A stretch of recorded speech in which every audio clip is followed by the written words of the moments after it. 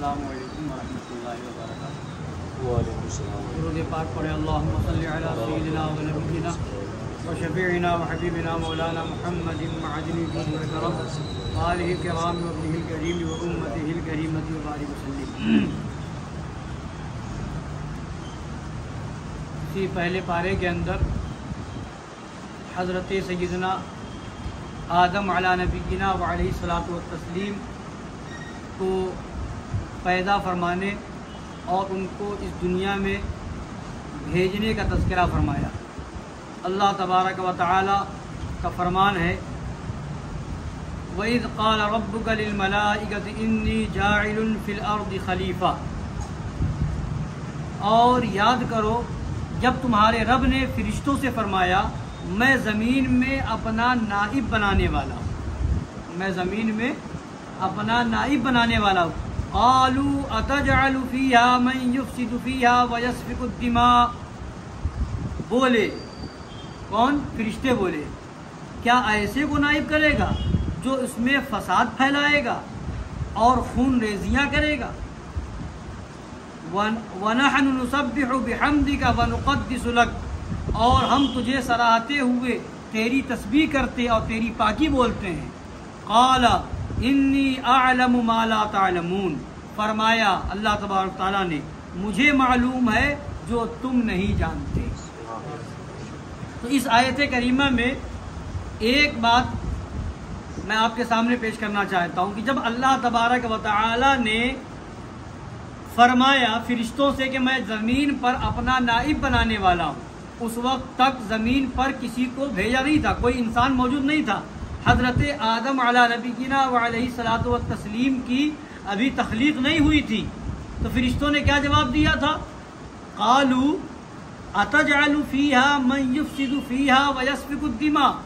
मफ़हूम आयत करीमा, फरिश्तों ने कहा क्या तू ज़मीन में उसे भेजेगा, उसे बनाएगा जो फसाद करेंगे ज़मीन में और खून रेजियाँ करेंगे। अभी इंसान का वजूद नहीं है मगर फरिश्ते ये कह रहे हैं कि फसाद करेंगे और खून रेजियाँ करेंगे। तो बताओ कि फरिश्तों को ये गैब का इल्म हासिल हुआ कि नहीं हुआ? ज़मीन नहीं बनी, अभी इंसान नहीं आया ज़मीन पर, मगर फरिश्ते कह रहे हैं कि ये इंसान खून रेजियाँ करेंगे, ये इंसान फसाद करेंगे ज़मीन के ऊपर। तो ये फरिश्तों को इल्म गैब है। तो जब फरिश्तों को इल्म गैब हासिल है तो मेरे नबी तो वो है कि जिसको जो मिला है वो मेरे नबी के सदक़े में मिला है, बल्कि जिसको जो मिला है मेरे नबी के दस्ते पाक से मिला है। अल्लाह के रसूल सल्लल्लाहु अलैहि वसल्लम फरमाते हैं इन्नमा अना कासिम वल्लाहु युअती। मैं ही बांटता हूँ और अल्लाह अता फरमाता है। नबी बांटने वाले हैं और अल्लाह देने वाला है। तो जिसको जो मिला है वो नबी के बांटने, नबी ने बांटा है और उस नबी से ही उसे मिला है। तो जब फरिश्तों को इल्म गैब है तो मेरे नबी को इल्म गैब क्यों नहीं? और कोई गैब क्या तुमसे निहा हो भला, जब ना खुदा ही छुपा तुम पे करो। और इसी में जब फरिश्तों ने ये कहा कि हम तो तेरी तस्बीह के लिए काफ़ी, हम तेरी तस्बीह कर ही रहे हैं, तेरी हम्द बयान कर रहे हैं, तो अल्लाह ने फरमाया मैं जो जानता हूँ तुम नहीं जानते। वअल्लम आदम अस्माअ कुल्लहा सुम्मा अरदहुम अलल मलाइकति फ़क़ाल अंबिऊनी बिअस्माइ हाउलाई इन कुंतुम सादिक़ीन। और अल्लाह ताला ने आदम को तमाम अशिया के नाम सिखाए और अल्लाह ताला ने आदम को, हज़रत आदम अलैहिस्सलाम को तमाम अशिया के, सारी चीज़ों के नाम सिखाए। फिर सब अशिया को मलाइका पर, फरिश्तों पर पेश करके फरमाया अंबिऊनी बिअस्माइ हाउलाई इन कुंतुम सादिक़ीन। सच्चे हो तो इनके नाम तो बताओ। और हज़रत आदम को सारी चीज़ों का नाम बता दिया अल्लाह ताला ने। यहाँ तक के उलमा फरमाते, मुफस्सिरीन किराम फरमाते, जो भी चीज़ जहाँ कहीं होने वाली थी या होने वाली है हज़रत आदम को सबका इल्म था, सब चीज़ों को जानते थे और सबके नाम को भी जानते। जिस जबान में उसे जो कहा जाएगा उसको वो जानते। हज़रत आदम अलैहिस्सलाम, मिसाल के तौर पर पानी है, पानी है, उर्दू में पानी कहते हैं, उसी को फारसी में आब कहते हैं, अरबी में माँ कहते हैं और इंग्लिश में वाटर कहते हैं, ہندی میں اس کو جل کہتے ہیں.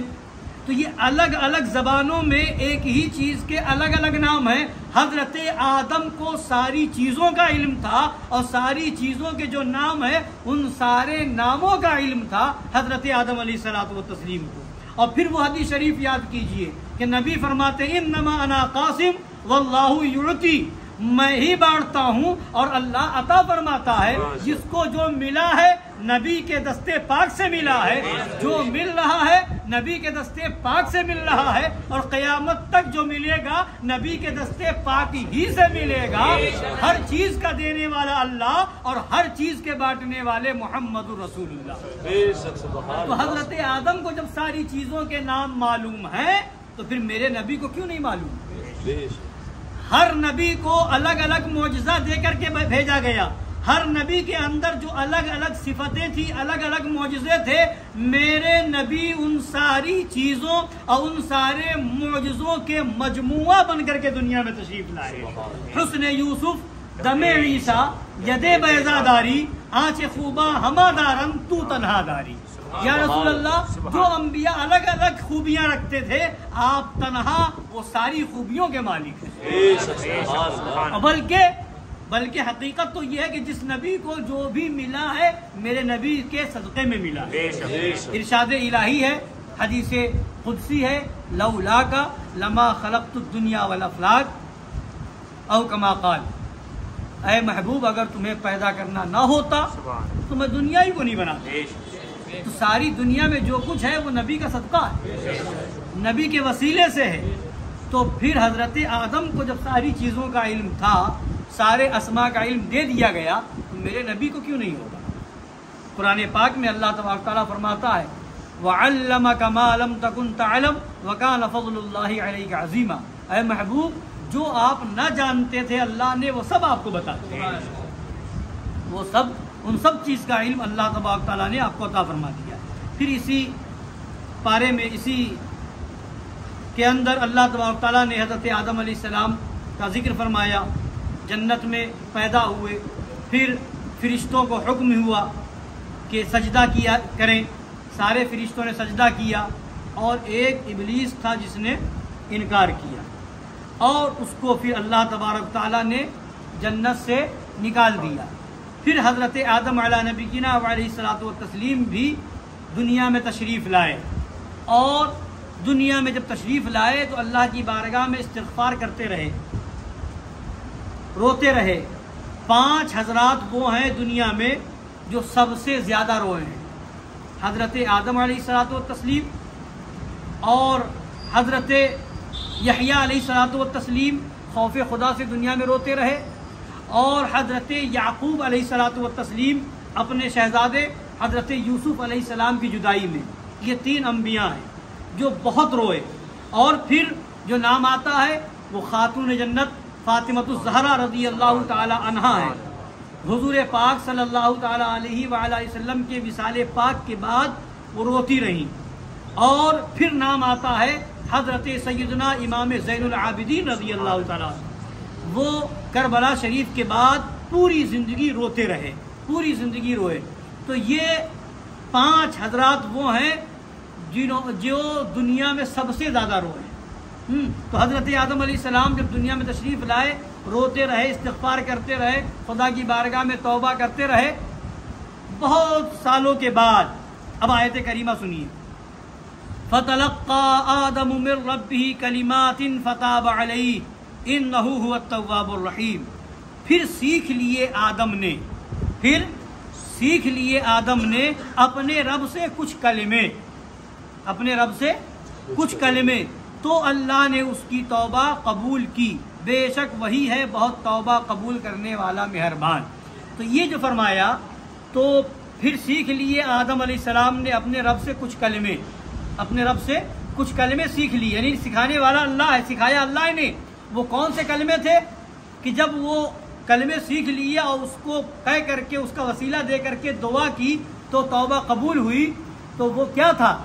مفسرین کرام فرماتے ہیں وہ کیا تھا کہ حضرت آدم علیہ السلام کے خیال مبارک میں آیا، ذہن میں آیا کہ جب میں نے جنت میں عرش کی ساق عرش پر جب میں نے دیکھا تھا تو لا الہ الا اللہ کے ساتھ محمد رسول اللہ تھا. سبحان اللہ. اللہ تبارک تعالیٰ کے نام پاک کے ساتھ حضور کا نام پاک تھا. تو وہ حضرت آدم علیہ السلام نے اسی نام کا وسیلہ دے کر کے دعا کی تو توبہ قبول ہوئی. دعا کی تو توبہ قبول ہوئی. اب اللہ تبارک تعالیٰ نے فرمایا اے آدم، حالانکہ سکھانے والا اللہ، یاد دلانے والا اللہ، مگر پھر بھی آدم علیہ السلام سے اللہ پوچھتا اے آدم تمہیں اس نام کا علم کیسے ہوا؟ تو حضرت آدم علیہ الصلوۃ والتسلیم عرض کرتے مولا جب میں جنت میں تھا تو تیرے نام کے ساتھ میں نے اسی نام کو دیکھا تھا، تو میں نے جان لیا تھا کہ تیری بارگاہ میں سب سے زیادہ محبوب اگر کوئی ذات ہے تو وہ یہی ہے. سبحان اللہ. سبحان اللہ. سب سے زیادہ محبوب اگر کوئی ذات ہے تو وہ یہی ذات ہے. اس لیے میں نے اس وسیلے سے دعا کی ہے. اللہ تبارک تعالیٰ کی بارگاہ سے جواب آتا ہے اے آدم علیہ السلام تم نے صرف اپنے لیے دعا کی، میں نے تمہاری توبہ قبول کر لی. اگر اس نام کے وسیلے سے پوری دنیا کی بخشش چاہتے تو میں سب کو معاف کر دیتا، میں سب کی بخشش کر دیتا. وہ جو نہ تھے تو کچھ نہ تھا، وہ جو نہ ہو تو کچھ نہ ہو، جان ہے وہ جہان کی، جان ہے تو جہان ہے. سبحان اللہ. سبحان اللہ. ہم ہیں ان کے وہ ہیں تیرے تو ہوئے ہم تیرے، اس سے بڑھ کر تیری سمت اور وسیلہ کیا ہے. تو حضرت آدم علیہ السلام کو جو سجدے کا حکم ہوا تھا تو کس بنیاد پر؟ حضرت آدم علیہ السلام کی پیشانی مبارک میں اللہ تبارک و تعالی نے حضور پاک صلی اللہ علیہ وسلم کا نور پاک رکھ دیا تھا. سبحان اللہ. تو حقیقت سجدہ تو حضرت آدم کو کیا جا رہا تھا، فرشتوں کو حکم ہوا سجدہ کرنے کا، مگر علماء فرماتے ہیں کہ حقیقت میں سجدہ نور محمدی کا تھا. تو حضرت آدم اس نور پاک کے وسیلے سے مسجود ملائکہ ہوئے. اس نور کی برکت سے یہ مرتبہ ملا کہ فرشتوں نے انہیں سجدہ کیا، اور اسی نور کی برکت یہ تھی کہ ان کی توبہ قبول ہو رہی ہے. تو پتہ کیا چلا کہ نبی کی تعظیم وہ کرے گا جو فرشتوں کے طریقے پر ہوگا، اور جو ابلیس کا پیروکار ہوگا وہ نبی کی تعظیم نہیں کرے گا، اور غلطی ہو جانے پر توبہ بھی وہی کرے گا جو حضرت آدم کے نقش قدم پر ہوگا، جو حضرت آدم کا ماننے والا ہوگا، جو آدمی ہوگا صحیح معنوں میں، تو اسے غلطی پر توبہ کی توفیق بھی ملے گی. تو توبہ قبول ہو رہی ہے تو حضور کے صدقے میں، مسجود ملائکہ بن رہے ہیں تو حضور کے نور کی وجہ سے، یعنی جو کچھ ہے وہ صدقہ محمد رسول اللہ صلی اللہ تعالی علیہ وآلہ آلہ وسلم کا. لا ورب العرش جس کو جو ملا ان سے ملا، بڑھتی ہے کونین میں نعمت رسول اللہ. اللہ تبارک تعالی ہم سب کو سچا پکا عاشق رسول بنائے، اور ان وہابیوں دیوبندیوں جن خبیثوں کا عقیدہ ہے معاذ اللہ نبی ہماری طرح ہے، معاذ اللہ نبی پاک صلی اللہ علیہ وسلم کے بارے میں تقویۃ الایمان میں لکھا کہ حضور مرکہ مٹی میں مل گئے معاذ اللہ رب العالمین. لکھا کہ معاذ اللہ رب العالمین کہ انبیاء اولیاء سب ذرہ ناچیز سے کمتر ہے معاذ اللہ رب العالمین. یہ ان خبیثوں کا گندہ عقیدہ ہے، مگر قرآن پاک نے ہمیں یہ ایمان دیا ہے کہ وہ ایمان کیا ہے کہ اللہ کی سرتاب قدم شان ہے، یہ انسان ہے، انسان وہ انسان ہے. یہ قرآن تو ایمان بتاتا ہے، یہ ایمان یہ کہتا ہے میری جان ہے. یہ اللہ تعالیٰ سچا ایمان، سچا عشق رسول عطا فرمائے. آمین. وما علینا الا البلاغ المبین. السلام علیکم ورحمۃ اللہ وبرکاتہ.